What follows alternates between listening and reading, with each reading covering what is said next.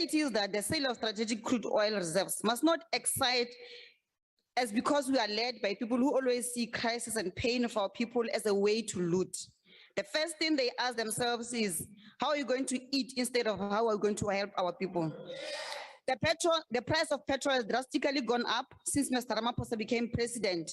And the truth is that it has started well before Russian military operations in Ukraine.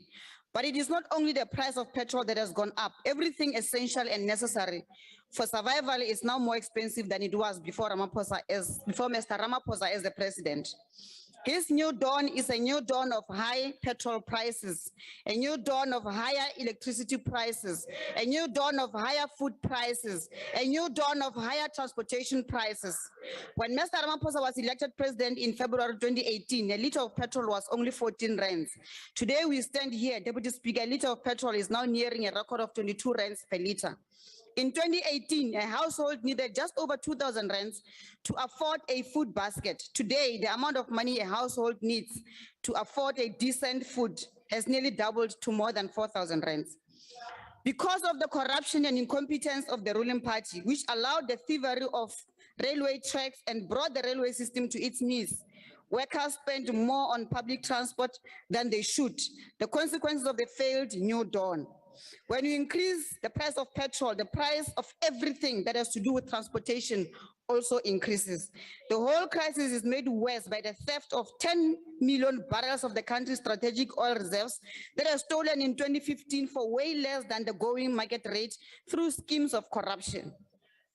More than 6 years later, Deputy Speaker, no one has been held accountable, and the then Minister, Tina Jomet Peterson, has instead been rewarded. Now, what is to be done? Firstly, any effort to revive South Africa's petrol structure and interventions to lower the price of petrol cannot be done by the Treasury, Minister of Finance. It requires an independent and objective body that is not obsessed with austerity and zigzagging neoliberal policies, even when evidence shows failures. And institutions such as Stats SA will be best placed to carry this task, and it must be linked with reviewing the whole CIP data. This is why we cannot continue to defund credible and independent constitutions that should conduct empirical data collection and analysis to inform policy decision-making and rely on the Reserve Bank that is also obsessed with neoliberal zigzagging. Secondly, Deputy Speaker, we need to finalize the prosecution of criminals who stole the oil from the Strategic Fuel Fund and reserve the transaction to get our oil back. It looks like the people responsible for prosecution on this matter are also receiving cash to stall the matter. Number three, we must develop a South Africa's fuel sovereignty plan that will interconnect research and exploration into sources of fuel owned by the state, beneficiation and industrial policy. It was done with Sasol. It can be done again. Lastly, Deputy Speaker, we must do away with all the legislation that is chipping away at the Mineral, Petroleum and Resource Development Act that has laid a strong foundation for the transfer of ownership to Black people if it is implemented properly and beneficiation is done properly. We know that the only reason why the gas amendment bill and I was waiting for the Deputy Speaker. Can you chill when? Deputy Speaker, you have made a ruling in the past that members of this House should not cast aspersions on public servants who are not part of this House and unable to respond for themselves. The member just said those who are prosecuting are supposed to prosecute on this matter of the sale are actually are given money to stall. And we know that the NPA is responsible for prosecuting people. And the member just cast aspersion on the NPA that they are actually being given money to stall the prosecution. And the member is not actually bringing a substantive motion, and public servants will not be. Honorable member, we'll rule on this. Proceed, we will rule on this. Yeah, we want to do a considered ruling on the matter. Hey, Chief, I'm dealing with matters of national importance. Please respect this platform. I'm giving direction to this country, which is directionless. Deputy Speaker, we know that the only reason why the gas amendment bill and the upstream petroleum resources development bill are to make it easy for Total in Mossel Bay and Shell in the Karoo to loot our resources unabated. If you don't see a drop in the price of petrol immediately, Deputy Speaker, this country will face a revolt like it has never seen before. Thank you very much. Pabo, you must behave. Honorable Singh.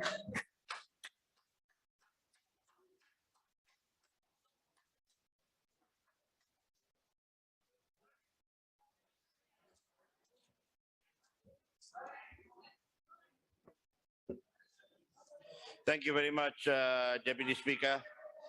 Deputy Speaker, honorable members and Minister.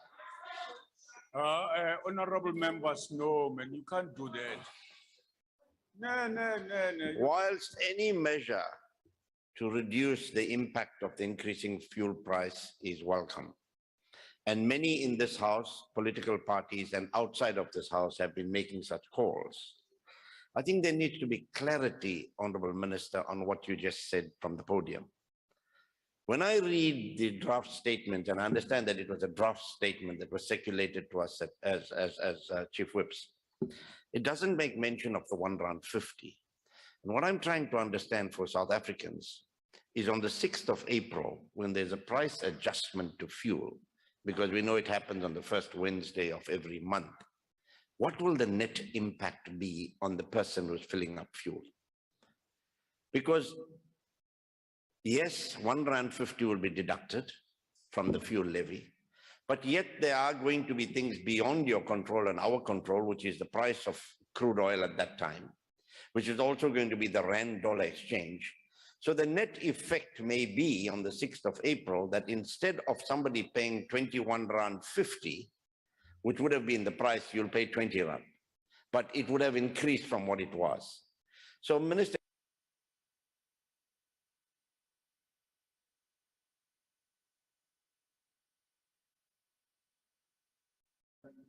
we know that it is largely what happened in Ukraine, between Ukraine and Russia, that has caused this increase in price. We know it is COVID that caused this. Whatever you want to call it, you can call it. I'm speaking now.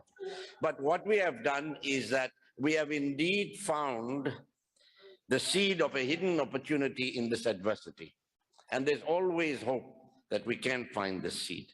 However, having said that, Honorable Chairperson, Honorable Minister, you mentioned the Road Accident Fund and the fact that you did not announce increases to the RAF levy. Well, that may be well and good, but I think it is well known, and if one reads the media, and I attended a meeting last week of the Standing Committee on the Auditor General, that the Road Accident Fund has taken the Auditor General to court because they don't like the opinion that the Auditor General has expressed on the financial accounting. And the reason for that is the Road Accident Fund wants to introduce its own accounting principles, which are against what is the normal, generally accepted accounting principles. Now, that is not acceptable. They want to hide almost 300 billion Rand in a contingent liability by saying there's only 27 billion Rand liability. Honorable Minister, you've got to look at this, and you've got to look at the fact that an accountant general has got to be appointed urgently, and you intervene together with the Auditor General in this matter, because we cannot allow the RAF to do things that they want to do on their own against our principles.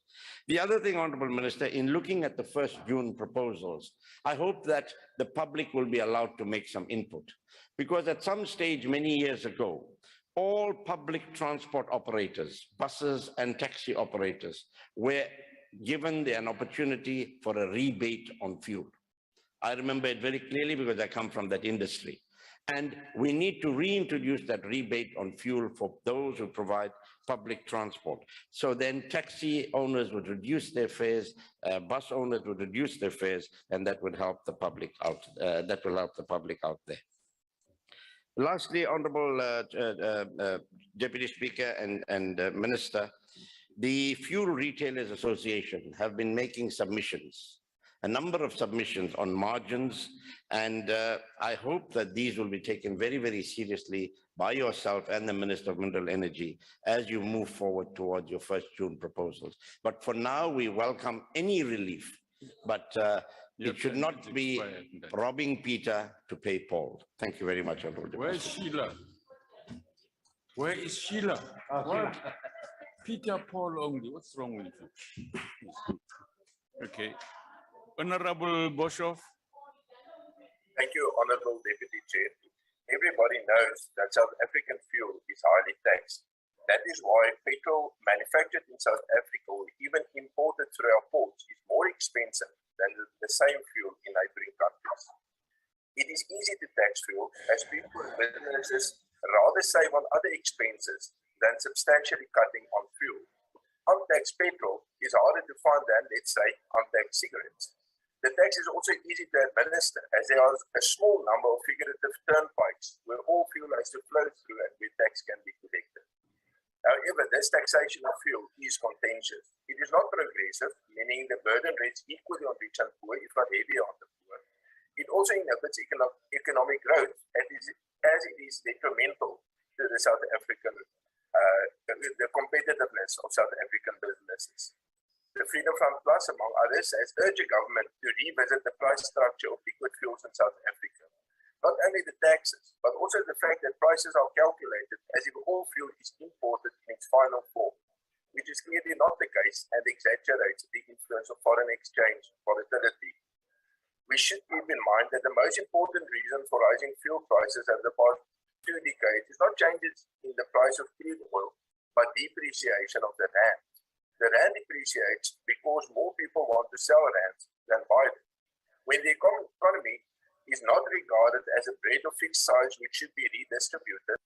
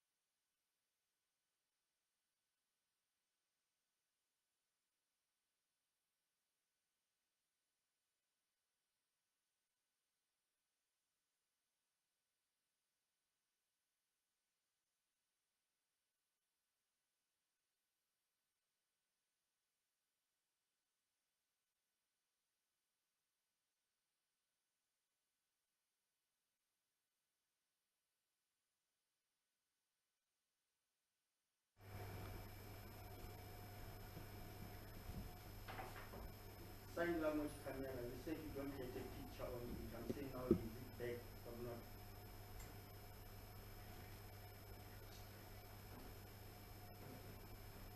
Oh, we don't have that.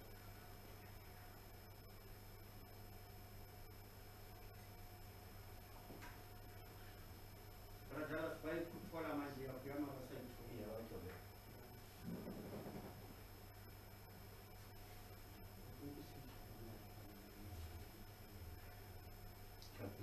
Jackie, can you get the sign language picture? Move right now. It's in the report. Okay, thank you.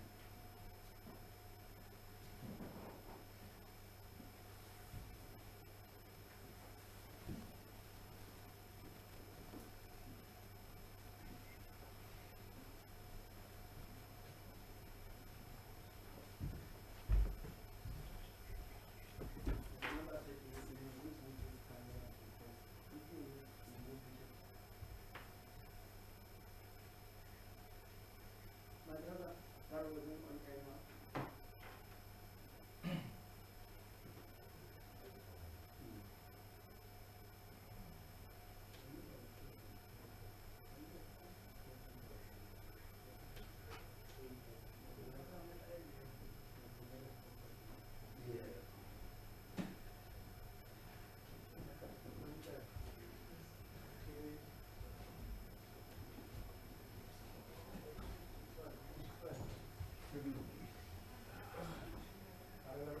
Okay, anytime.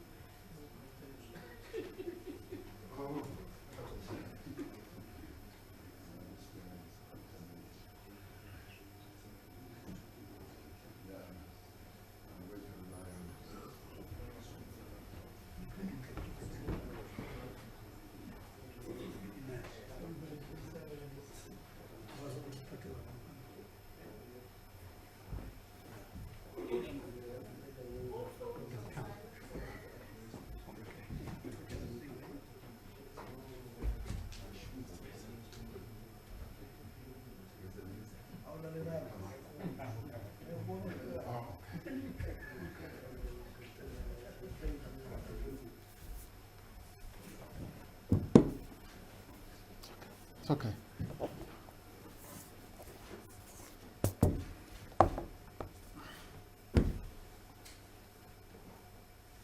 So are we ready?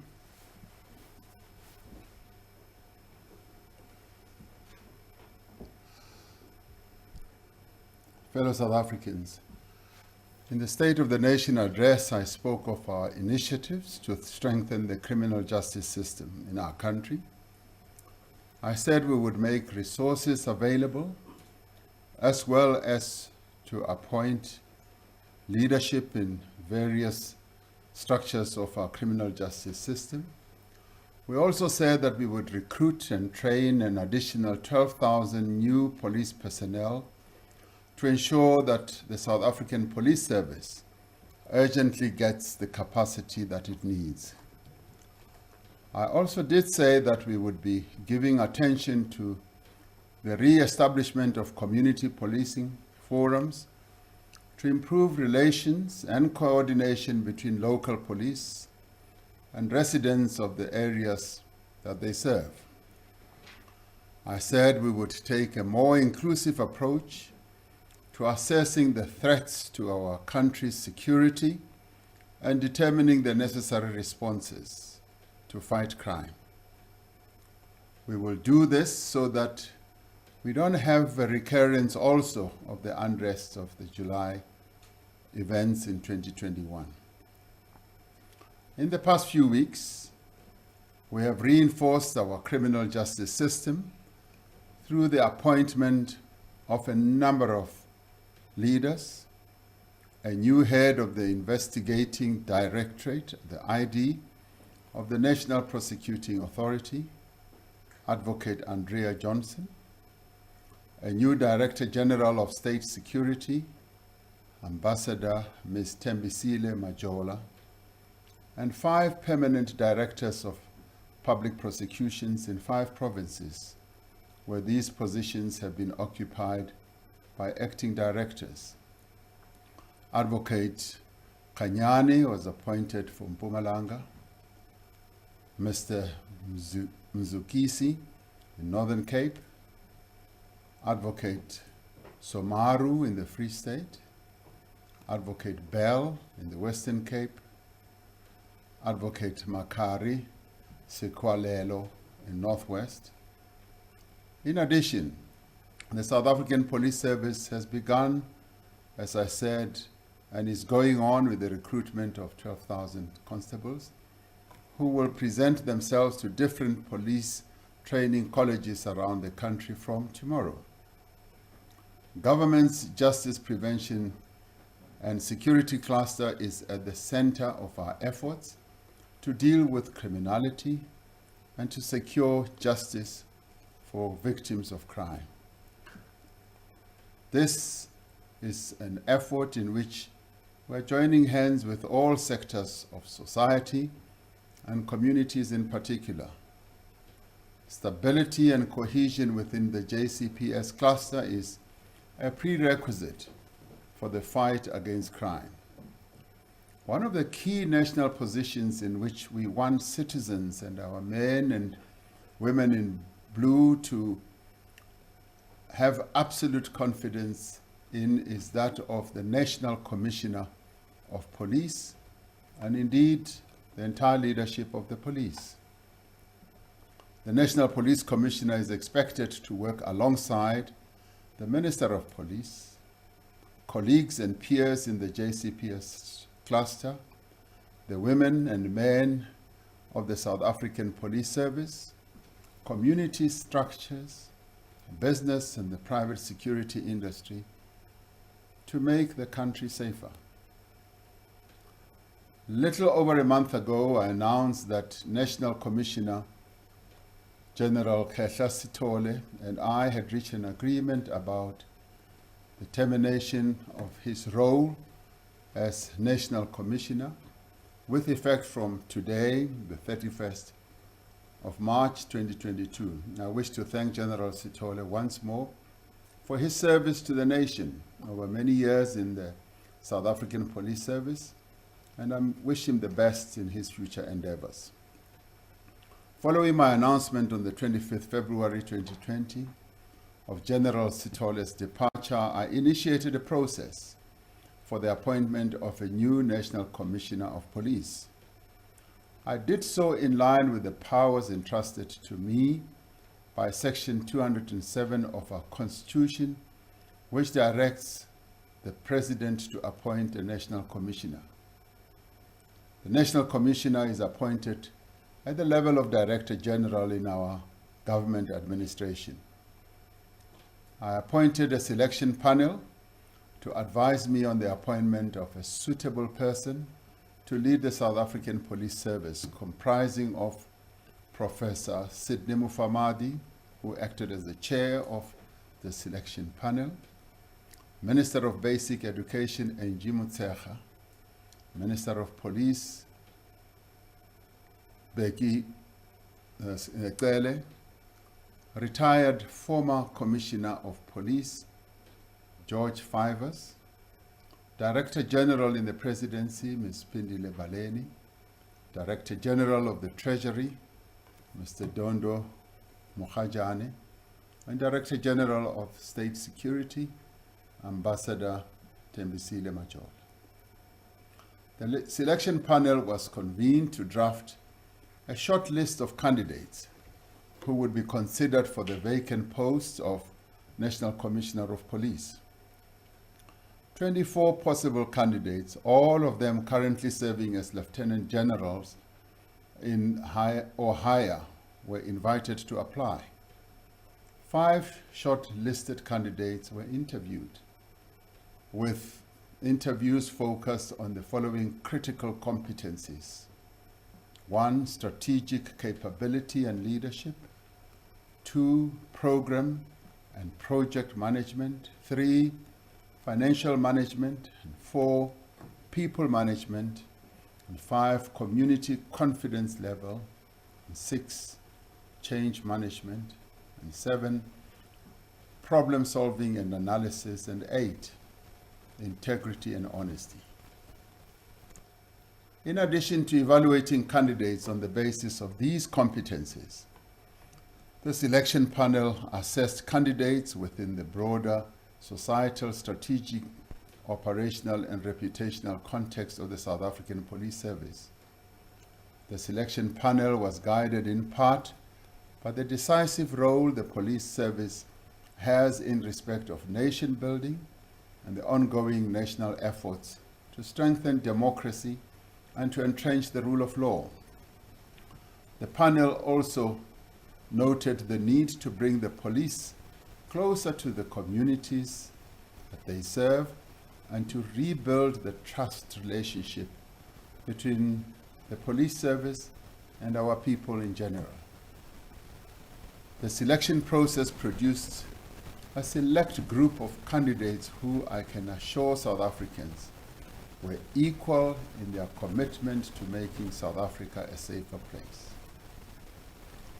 I thank the selection panel for their application to this process, and I welcome recommendations they have made on the South African Police Service of the future, recommendations on which we will reflect in Cabinet and in the JCPS cluster in broad outline.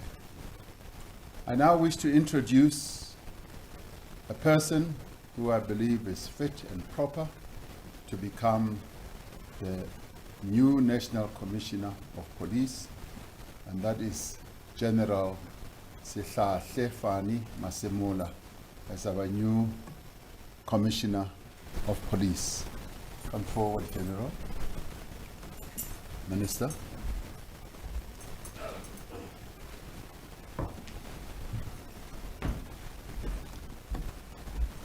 Now, General Masemula has been a Deputy Police Commissioner with an outstanding record of achievements in policing across South Africa.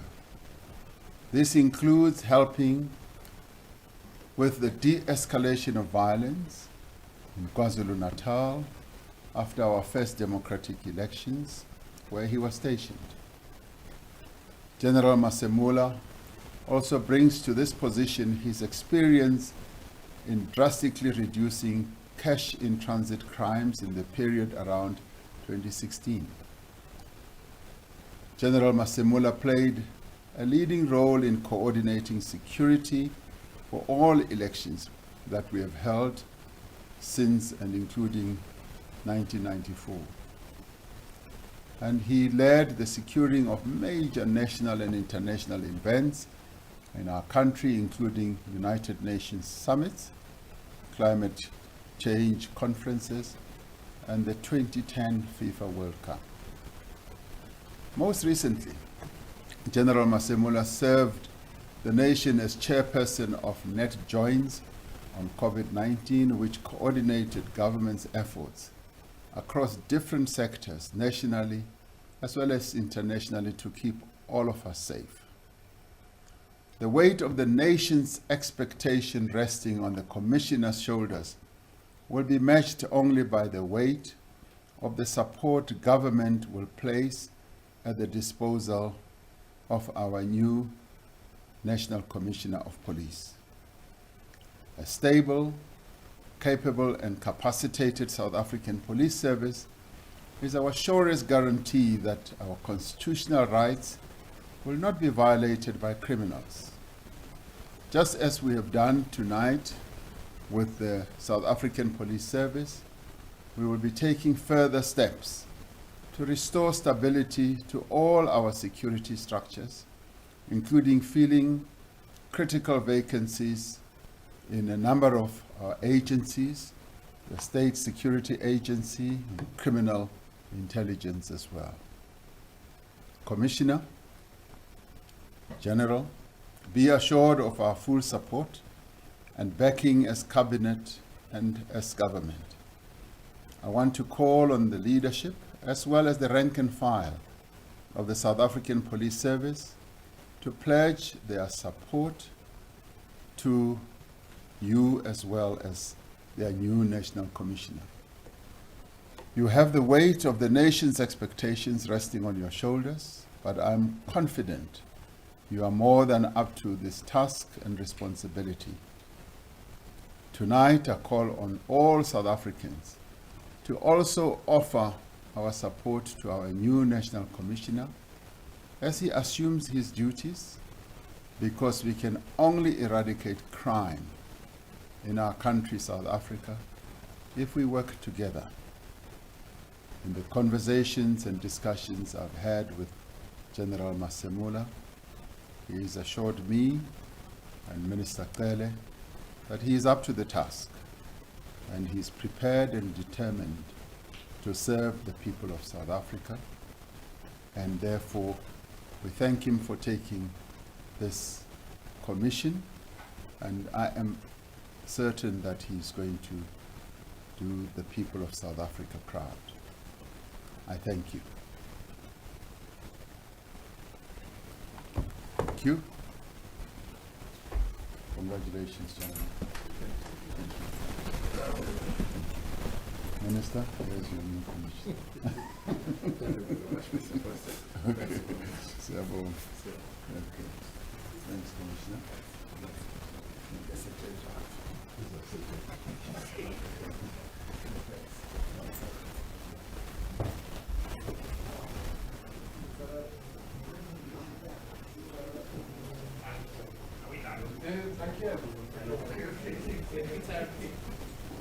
Thank you.